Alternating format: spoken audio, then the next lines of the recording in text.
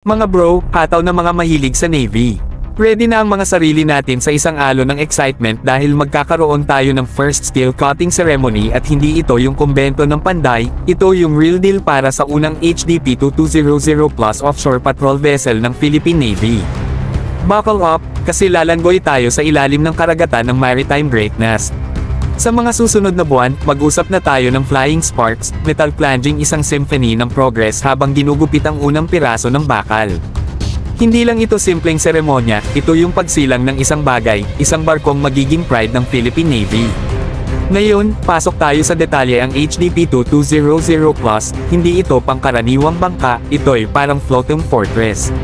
Sa anim na ito na nasa horizon, ang Philippine Navy ay naglalakad patungo sa isang pagbabago sa karagatan literal na baligtad.